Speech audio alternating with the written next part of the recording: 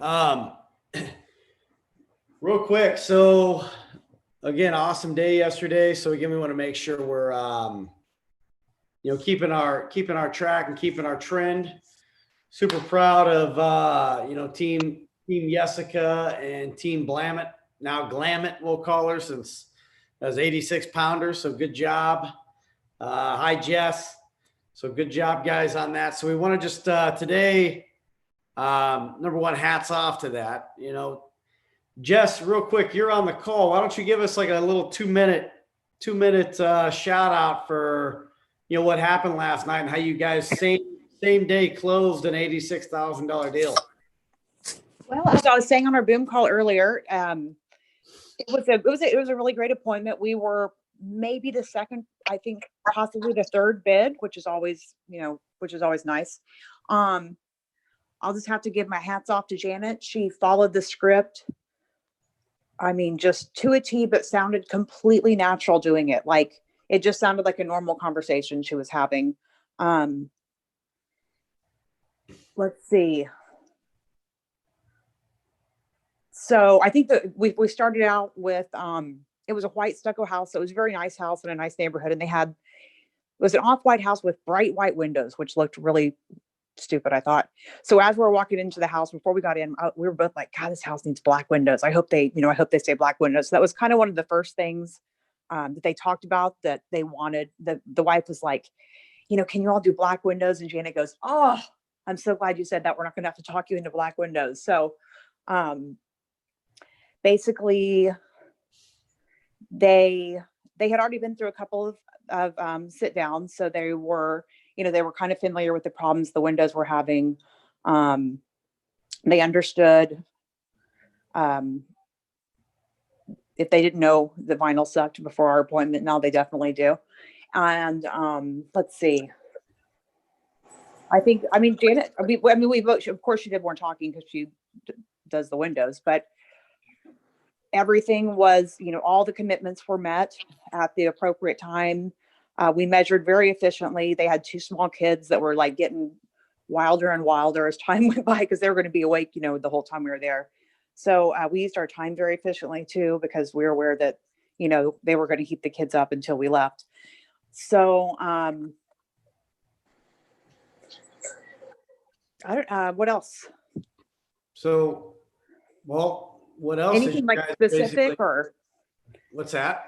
Anything specific or? Oh, just whatever you saw. I mean, you were there, right? Appending it. So, I mean, if you said that 1 or 2 things are the reasons you guys sold it, what would you say that was? I think our presentation was, our presentation for the windows is just, it's very good. It's very thorough. I guess no one had ever told, whoever they had met with before had not told them about argon gas. So we really nailed that in, and they really understood how important it was, the way that our windows are constructed, and how that's a unique situation, and how really that's the only solution, especially in a home with basically their walls are windows. And then they're replacing some sliders with large picture windows on west facing windows. So, energy efficiency is important. I noticed they just put solar in the house. He has a Tesla. They have all this bike equipment. So you can kind of, that could, I'll stereotype and say, that energy efficiency and all that is probably important to them, since they, do that other stuff. And let's see. Rolled out the price. The price rolled out. Yeah, tell me about that. We did a really good job. That was a good one. So rolled out the price at retail price, and got them to commit. What was the retail price? It was 128,000. Yeah. 128 or 123. And how was that?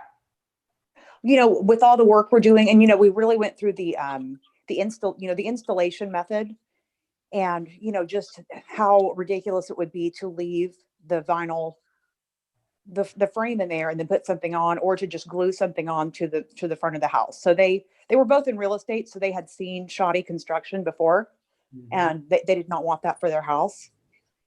So got them to agree, it was, they could see the value in the 123, or the wife could. He was a little more quiet with that comment, but did get them, to say, yes, it is. We both sat in the silence for a long time. That felt awkward, but it felt awkward probably to us, but it was the right thing to do. So that's personally something I'm trying to work on better.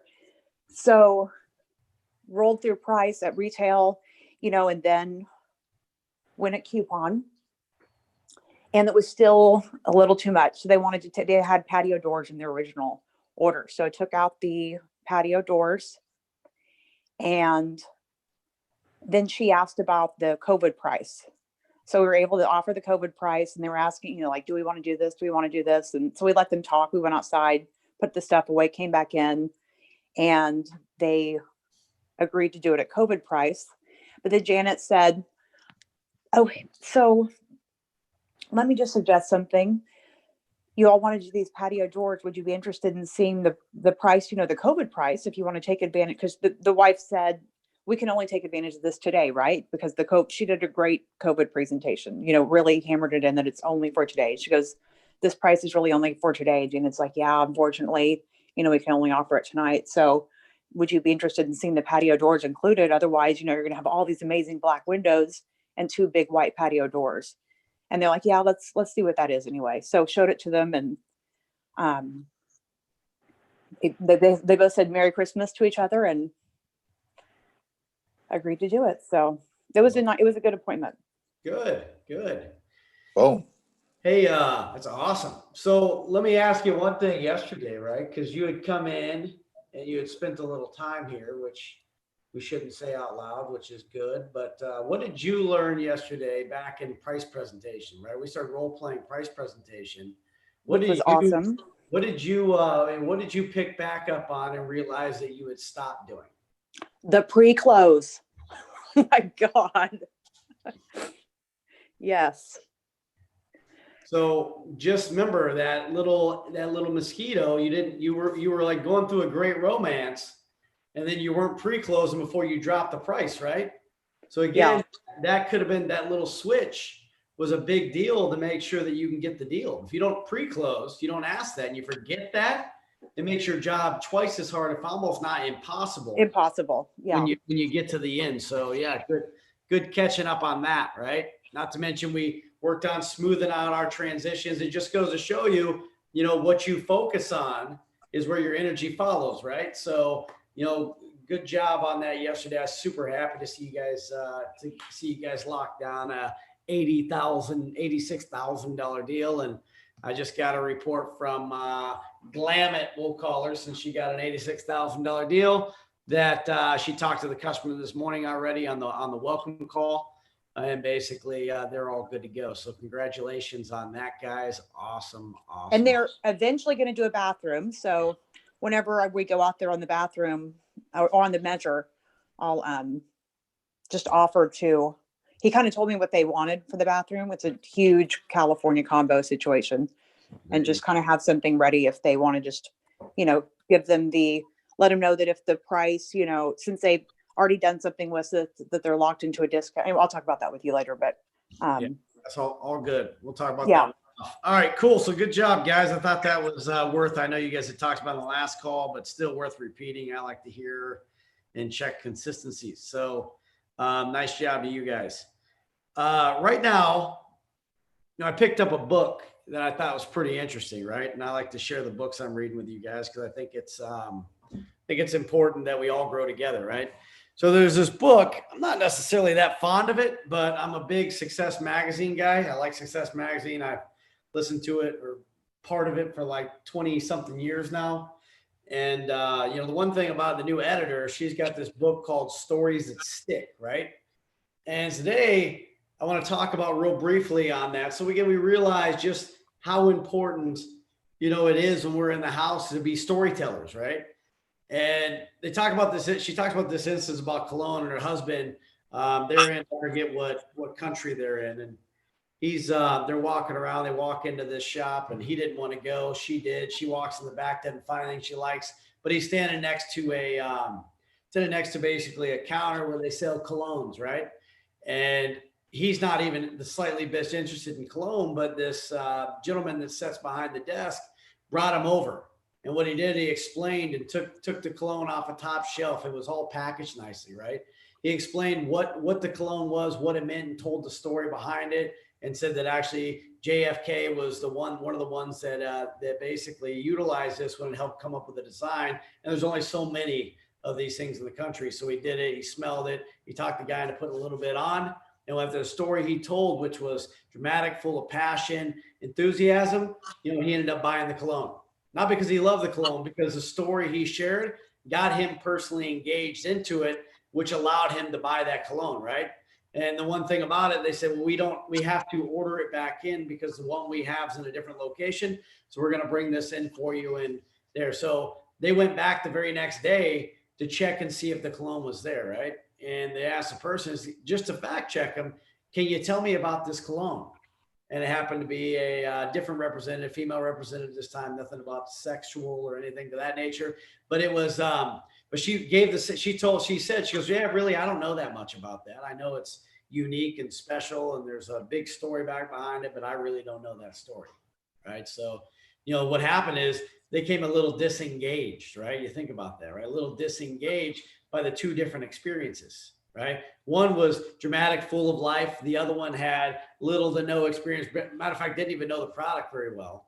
And the bad thing about it is it started to make them doubt their situation, right? So why would I bring that up, right? There's a lot of different storylines in there. It talks about hooks and stories and storytelling and the factuals behind it. And, we talk about it all the time. We just don't call it that. And I love that stories that stick, right? We all have in our arsenal one or two stories, or maybe not if you're brand spanking new, but one or two stories where we've dealt with a situation. It might not just be in this industry, it might be in a past industry where something amusing had happened that you can relate to it, right?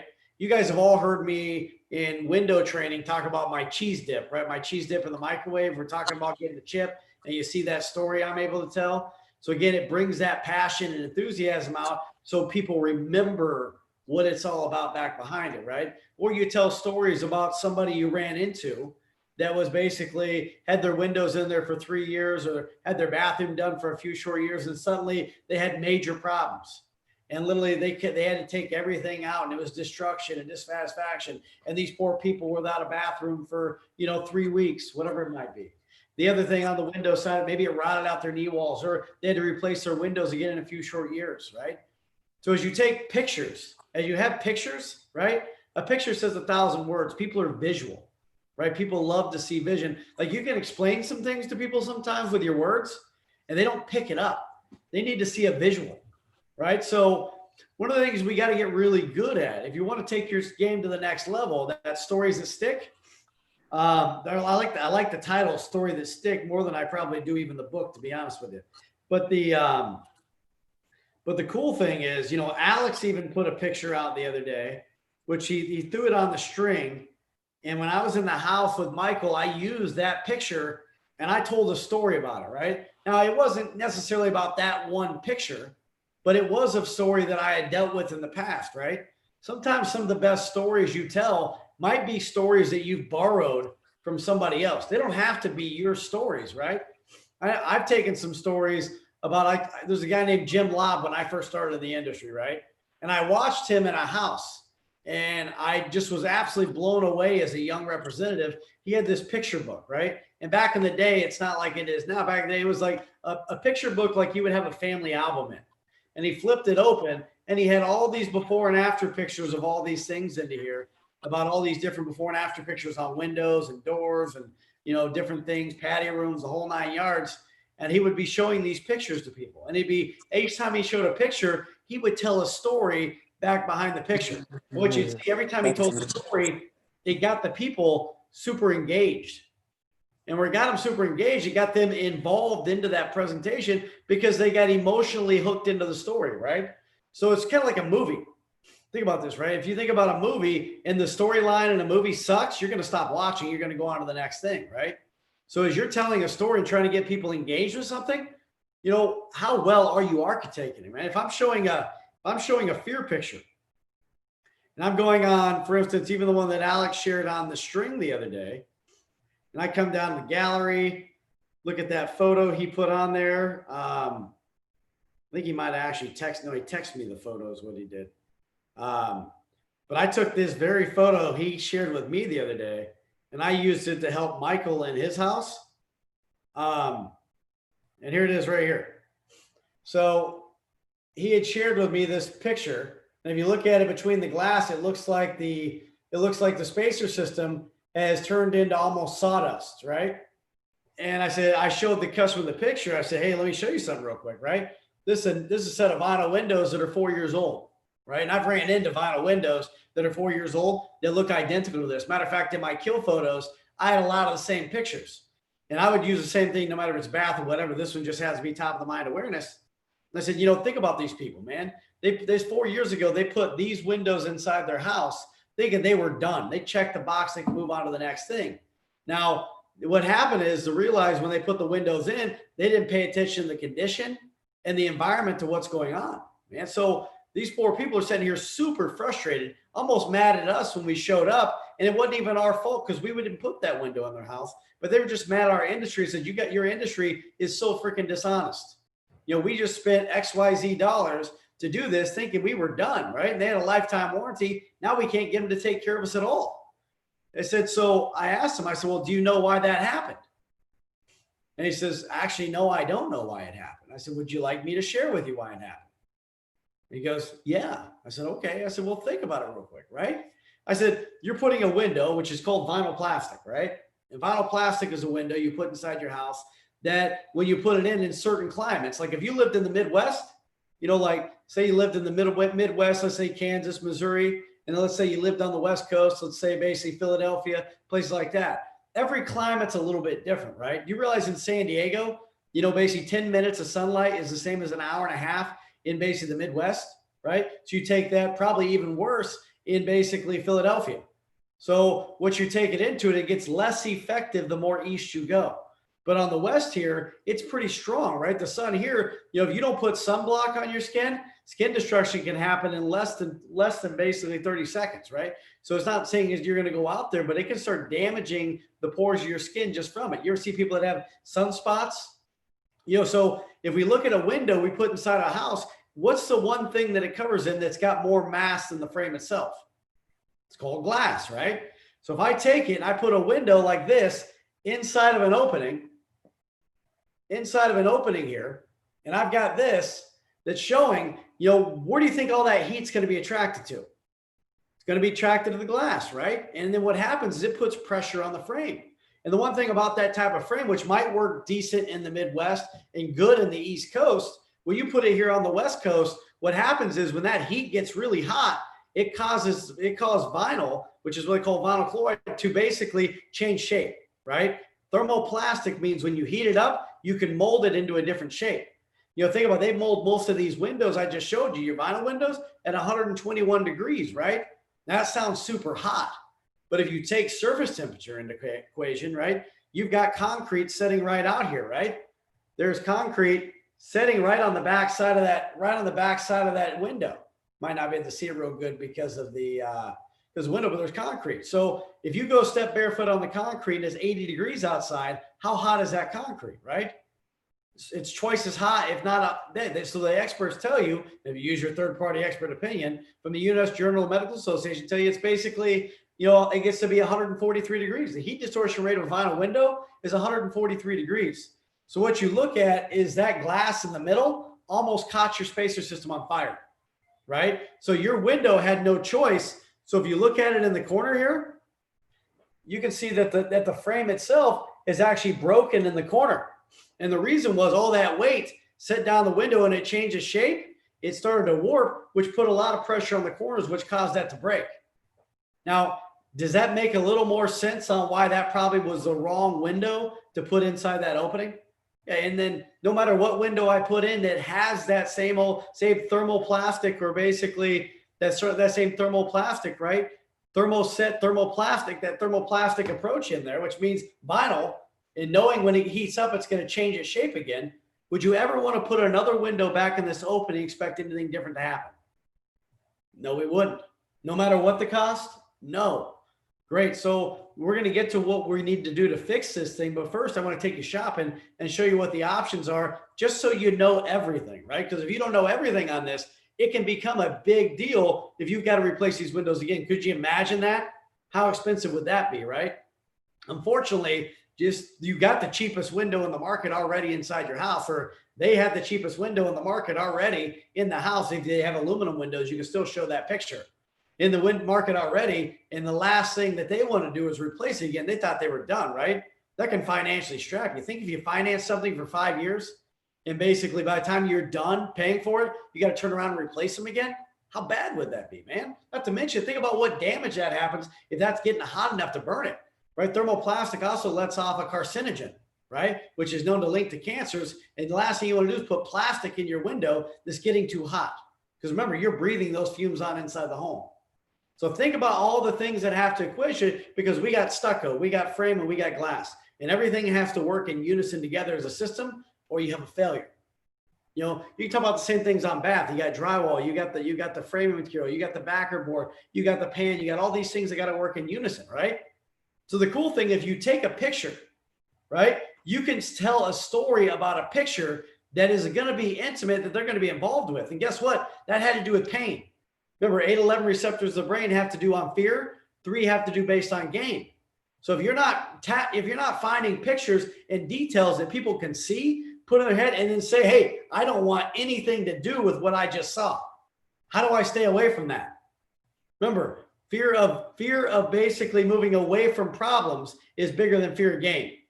And if I'm not architecting, I don't got my 3 go-to pictures, and I'm not showing things and explain to them why it happened and how it happened in a short period of time and why, but time out. Did you see how I set it up? Right? If they said something to me, well, do you know why that happens? Would you like me to share with you why that happens? Guess what? Now I just asked them 2 questions that made me what? Not the suspect. It made me the expert. Because once I share with them something that makes sense, and I can show third party or pictures that tell a story, and I want that story to stick, how do I do it? My words aren't going to be good enough, right? A picture with a story will sell that job for you, right? So what I want to talk about today, how well are you with using your arsenal of pictures? How well are you at telling a story that helps basically move that situation down the road? How well are you at using your fear pictures or even your design pictures that will help you basically move your thing to the next level? Another one we use where they say, well, I don't know what your detail's about. How do I know what your detail is, right? So I pulled a picture, which is an Infinity from Marvin picture that I thought was pretty amazing. So I flipped through my pictures and I found this one, which is an Infinity from Marvin picture. And I showed the detail and I said, guys, hey, obviously, if you look at how that window had to be constructed and the amount of detail that goes into it, that's just not something that people that just lick and stick windows and glue them in are going to be able to take that type of time and detail to take care of, right? So the good thing about it, where we can take that kind of detail on a job like that, what do you think we could do in a job like yours right now? Details matter. Things matter. Process matters, right? So you heard Janet follow their process to a T is what Jessica said, right? They did the price presentation the way, they stayed silent. They did the things they're trained to do, and they walk out on the same day with an $86,000 order.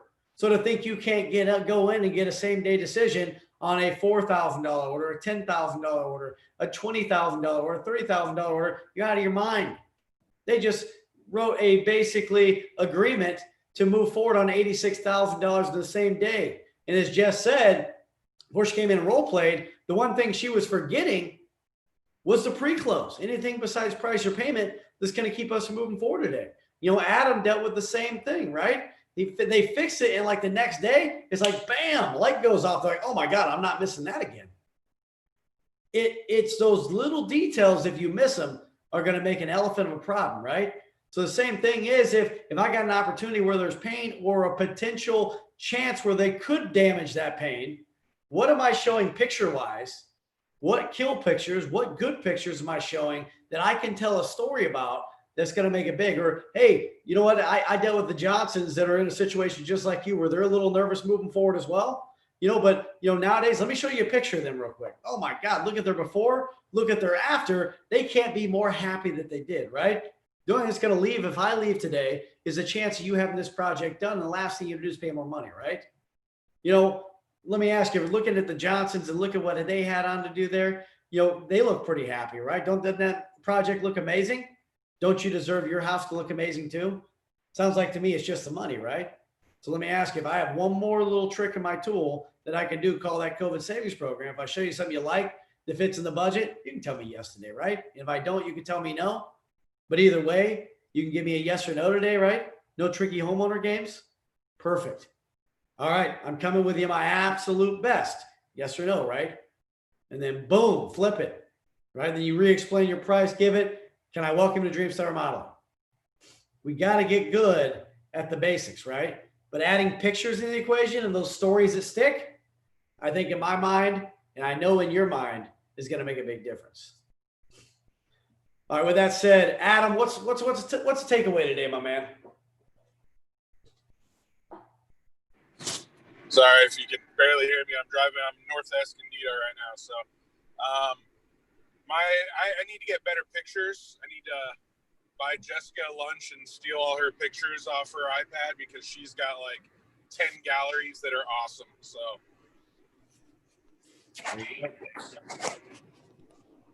Alex.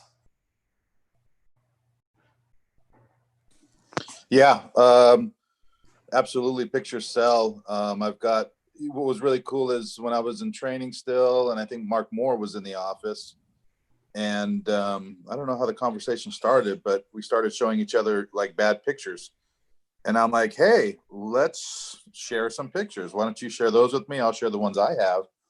And so we kind of, doubled our gallery that way. And you can just look at a picture and create a story. Just like you said, it doesn't have to be your story, but you can look at that picture and just imagine what the hell happened and just create a story around it. I used to sell vinyl retrofit windows. So I've got this picture of this vinyl window that's warped and sagged. And it wasn't our window. I went in and that's how the window was, at the appointment. But the way I pitch it is, this is the last straw for me selling vinyl windows, because I sold this customer this windows. A couple of years later, this is what happened. And I got this little story where the manufacturer denied the quote unquote lifetime warranty on the vinyl window because of the white shutters being closed all the time, creating a little thermal thing. And they blamed it on the homeowner and their shutters. And so, that's like my little personal story where I go, that was my last straw, where, I'm out here pitching lifetime windows and the manufacturer's pushing back and not honoring that. And so you never know, that might be the little thing that clicks in the homeowner's head where they go, oh, either I do want this or I don't want that. Yeah. And that might push you over the edge. That's a perfect segue, Alex, into two. Realize, guys, most people think a lifetime warranty is written for the homeowner. It's not. It's written for the manufacturer. Correct. And I even busted that out yesterday on our appointment because the homeowner had originally said, yeah, he would be considering vinyl. So that was one of my kill things when it came to vinyl. It's like, hey, you might think you have a warranty, but they're going to turn around and say it's your fault. That's why you don't have the warranty. And then really quick, Alan rode with me yesterday. And he's fairly new, but he's got this story where I guess he was staying with Darren, and Darren had a Pella sliding glass door that he couldn't get serviced forever. And then all of a sudden, working with Dreamstyle, we were able to, because of our relationship, we were able to get that done. So even how a manufacturer will, push back and push back and push back multiple times. But pictures sell for sure. Yeah. All right. Let me see. Charlie. Yeah, killing vinyl better.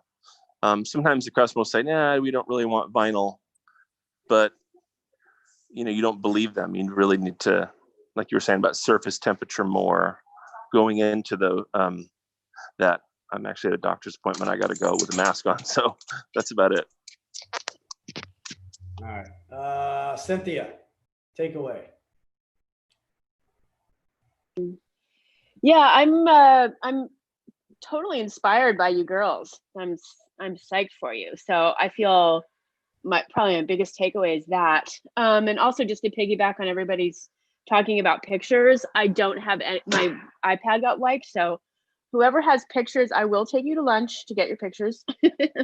But yeah, it's great to just be reminded of the process of like, you know, the pre-close, you know, I definitely have been doing this for a while and I haven't been doing it for a couple of months. And so I feel like I've gotten really far away from just the standard process. So I just feel re-inspired to go through my notes, maybe go in with training with you, Justin, ride with a couple of people, just to remember like this process that it actually works, because I know it does. And I think that we can tend to fly off into our own little script and found a few things that work. And so, and they do work for some ways, but for these big jobs, which I think is where we really start to make our money, I think it's really, really important to stick to it. So I feel just re-inspired to get back on track with all of that and to get more training with Infinity.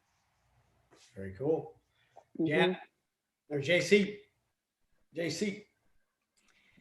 Every time you say Janet, I'm like, is it damn it? Janet? Damn it. Kevel on there. So it just like, Yeah, it's so weird how it, yeah. I gotta figure out how to fix that. You know, I have such talents in the IT world. You're a genius in IT. Boy, who's there helping you? TI. So it was so cute to hear Jess say, you know, she realized what she had missed once she sat down with you, because it's just like we get going and it's so so visceral, right? Like I just feel like I had to anchor when I was doing Windows. I had to anchor it at this point before I turned the iPad.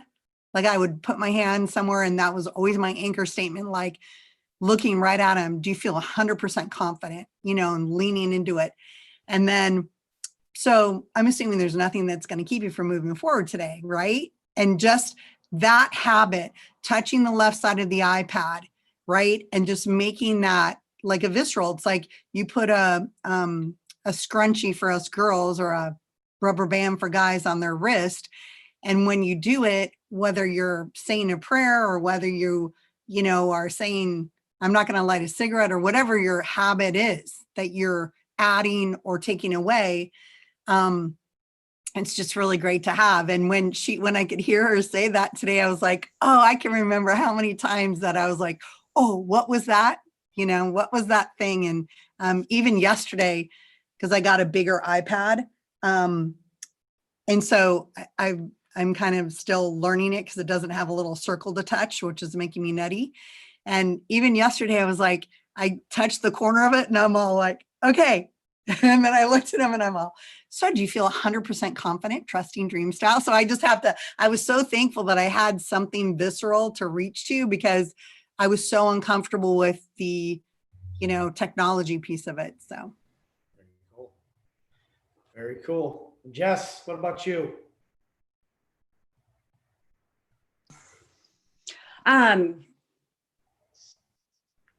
Just going through going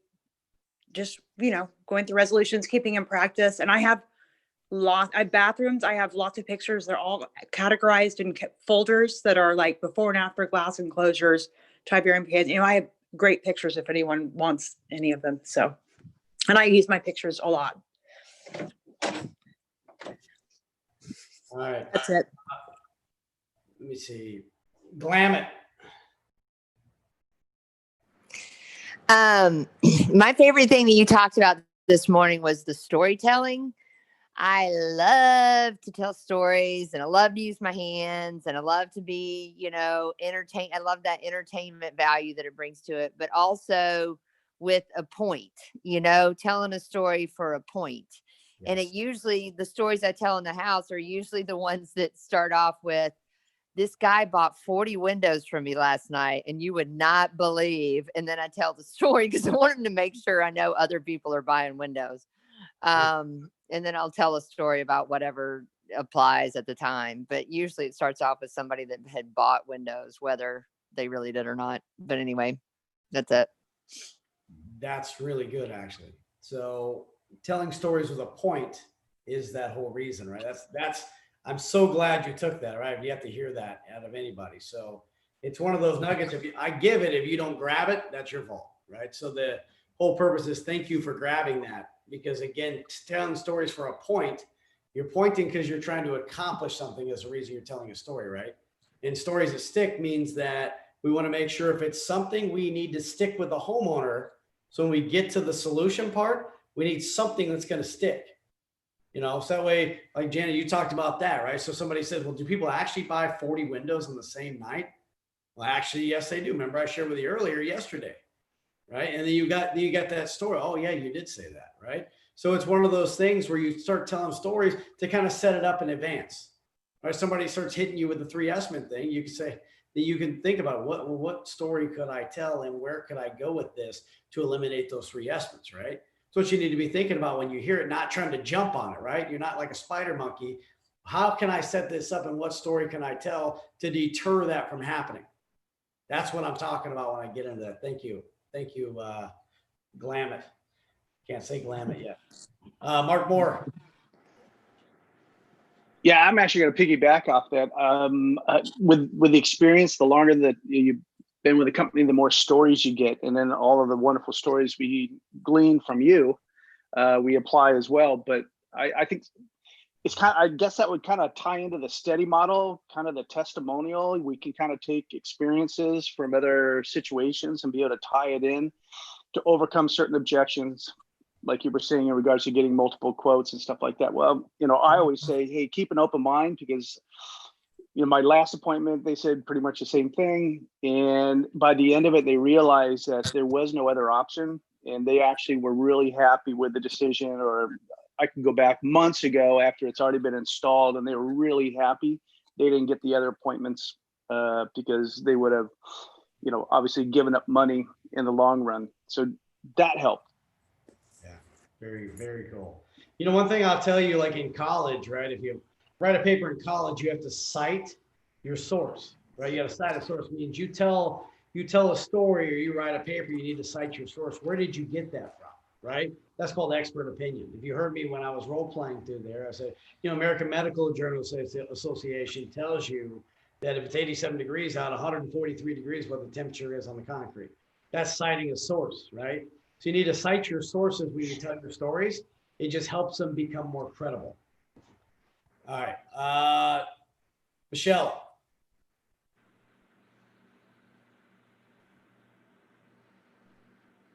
Sorry, had to get off the mute.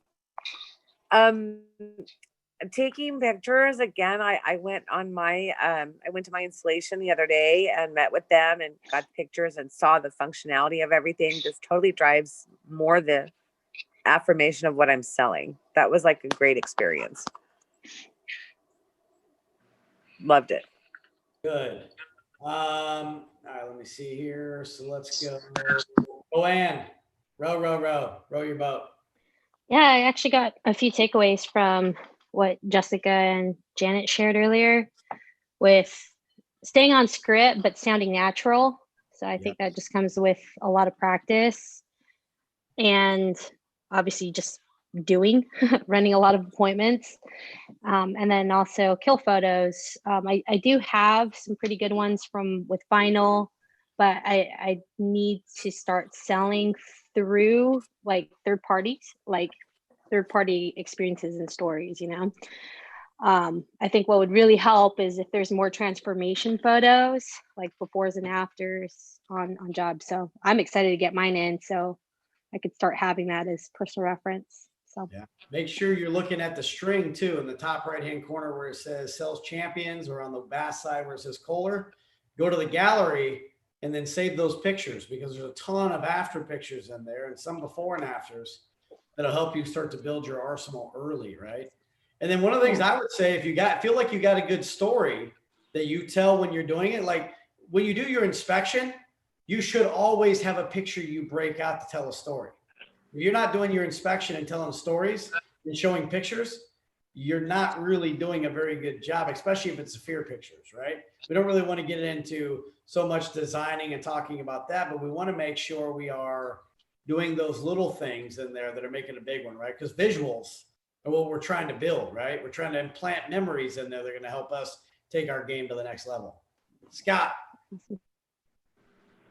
Yeah, I actually got a lot today, and I've written these down. One is born out of quite a bit of my frustration with performance yesterday. And listening to Jessica and Janet and then you. So 3 things. I need to reorganize my pictures into a more user-friendly display package to show to the customers.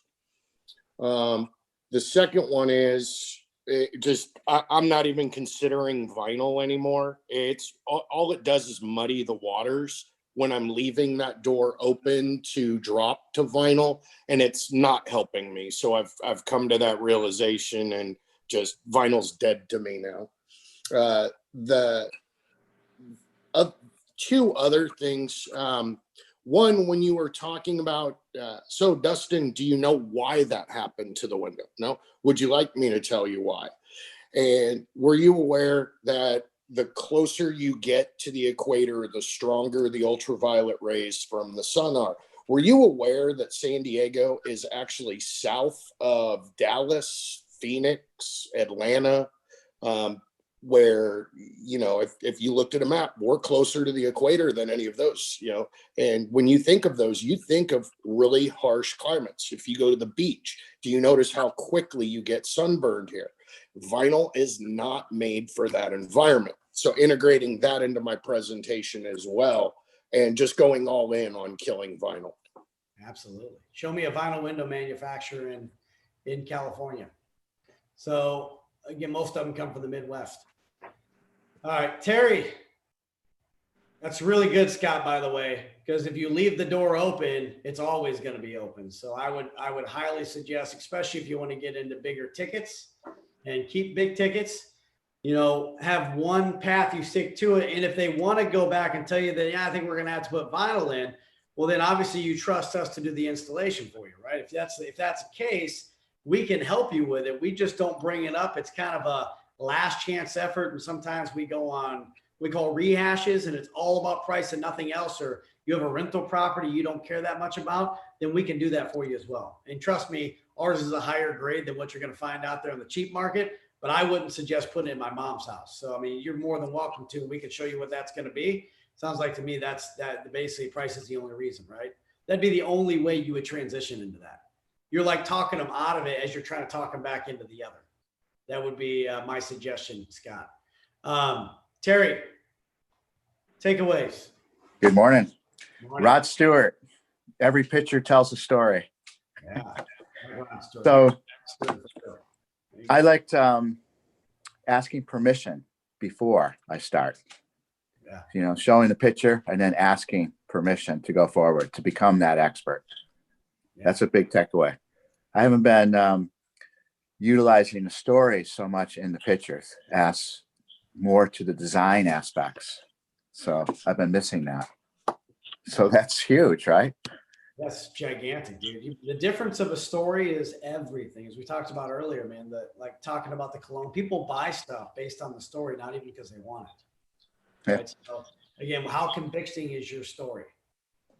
Z.